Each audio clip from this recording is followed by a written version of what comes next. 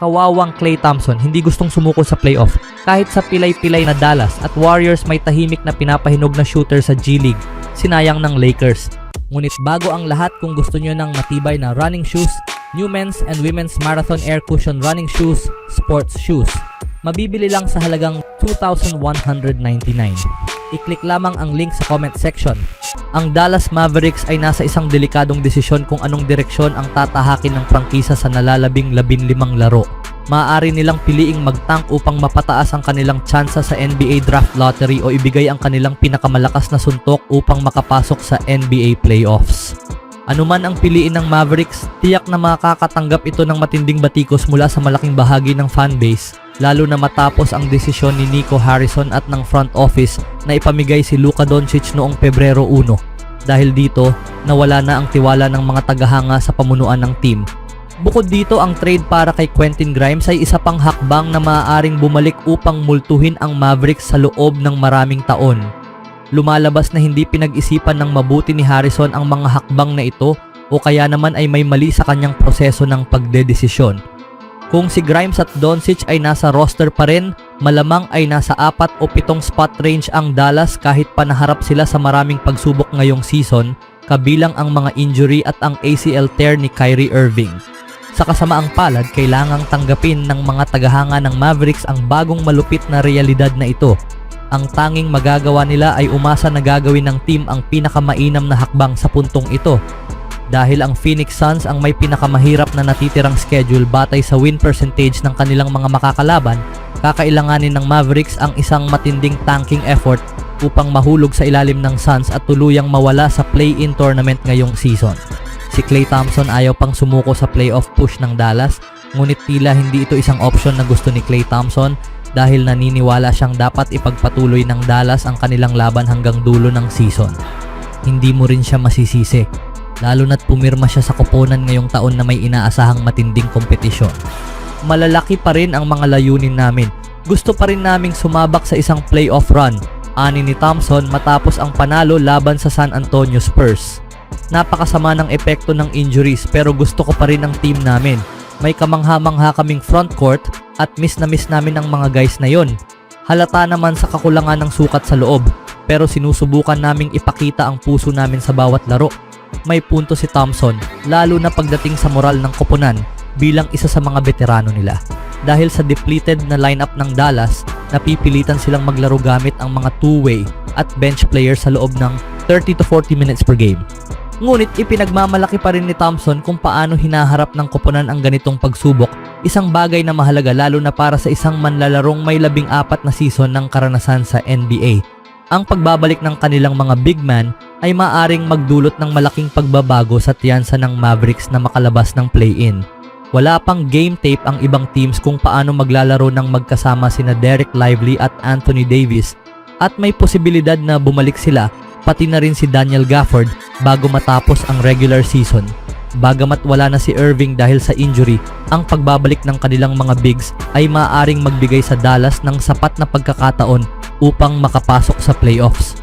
Isa itong bagay na tila utang ng Mavericks kay Thompson, lalo't hindi natupad ang inaasahan niyang pagbuo ng isang title contending team nang pumirma siya sa Dallas bilang isang multi-time NBA champion at all-star.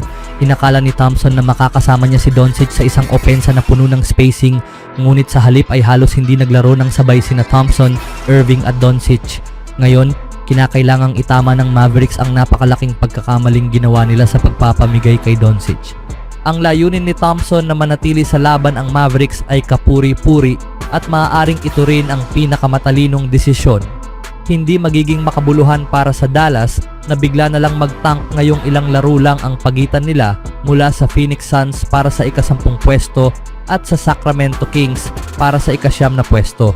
Huli na rin para sa Dallas na maglaro ng sobrang pangit upang magkaroon ng top 5 odds para sa first overall pick sa NBA draft kung saan si Cooper Flagg ang itinuturing na potential generational talent. Gayunpaman, malamang napipili pa rin ang Mavericks sa late lottery kung saan maaari silang makahanap ng isang mahuhusay na talento upang makatulong sa kanila sa susunod na season, lalo na't isa ito sa pinakamalalim na draft class sa mga nagdaang taon. Anong masasabi niyo mga kaibigan sa ayaw pagsuko ni Thompson? Sa ibang balita naman, Ang Golden State Warriors ay matagal nang kinikilala sa kanilang kakayahang tukuyin at i-develop ang mahuhusay na shooters mula kay Stephen Curry hanggang sa former star nilang si Klay Thompson. Ngayong season, lumitaw si Moses Moody bilang isang maaasahang perimeter threat na may 39% shooting from the 3-point range. Samantala, lalo pang lumakas ang long-range shooting ng Warriors sa pagdating ni Buddy Hield. Gayunpaman, sa G League, tila tahimik na nakakalikha ng susunod nilang sharpshooter ang prangkisa. Dahil si rookie Blake Hinson ay gumuguhit ng pansin sa Santa Cruz Warriors matapos magpakita ng matinding laro sa kolehiyo sa Ole Miss at Pittsburgh. Doon, siya ay nagtakda ng school record para sa Panthers na may 110 3-pointers in single season. Ang 25 taong gulang na manlalaro ay mabilis na nagpatunay bilang isa sa pinakamahusay na long-range shooter sa G League. Matapos ang medyo mabagal na simula sa tip-off tournament, natagpuan ni Hinson ang kanyang ritmo sa regular season. Dahil sa loob ng 26 na laro, siya ay may average na 18.8 points at 4.7 rebounds while 44% shooting from the field.